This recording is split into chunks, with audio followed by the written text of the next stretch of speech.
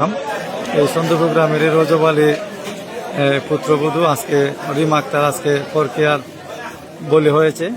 তার স্বামীকে পরকীয়া বাধা দেওয়ার কারণে তার স্বামীর বাড়ির লোকজন তাকে মেরে ঝুলে রেখেছে বলে অভিযোগ রয়েছে। আমরা রিমা আক্তারের বাবা মহিবুর রহমানের সাক্ষাৎকার নিব এবং দেখুন আপনার সাথে দেখুন।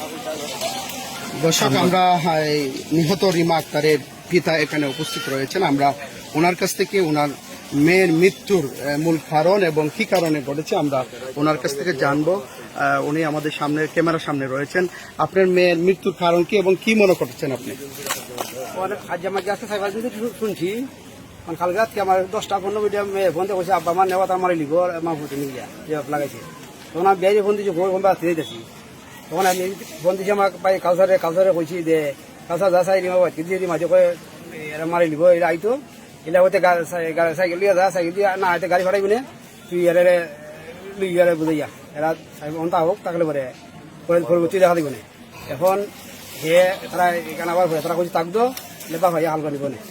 এখন উড়িয়ে গেছে আমার বোন আইয়া গেছে কেন রাত কই এরা কইছে আজকে নিতাম হইয়া আজকে কোথায় পাইছো খবরটা? আজকে তখন আমি বাড়ির থেকে বাজার আইছি, বাজার হওয়ার পরে আমার বাড়িতে ফোন শুন দে এমনি বলে রিমা বলে এই এরা কইছে বলে বিস্কাইলে মুড়ি।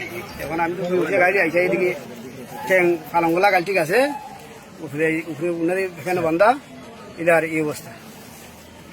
কেন কেন কি নিয়ে বিরোধ ছিল? এখন বিড়ি দিল মেন বিষয় হইল আর দিন বলে আমার ফোন দিয়ে কইছে দে আমার তোমার দাম হইতেছে 4 লাখ টাকা হইলিব সে ব্যাগটা করতো এ বেশি প্রয়োজন বেড়ার বিয়া করতে হইব। তার বাচ্চা কজন?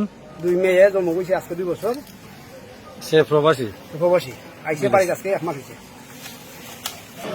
শুধু দর্শক, আমরা এই যে মেয়ের বাবার যে অভিযোগগুলো আপনাকে শোনাচ্ছিলাম, মুজিবুর রহমান নামে এই যে যুবক, সে প্রবাসী।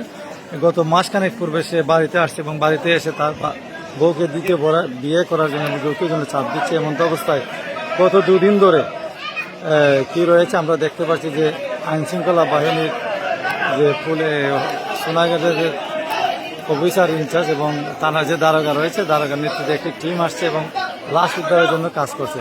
শুধু দর্শক মণ্ডলী, আপনারা সাথে থাকুন এবং অন্যায়কে অন্যায় বলুন।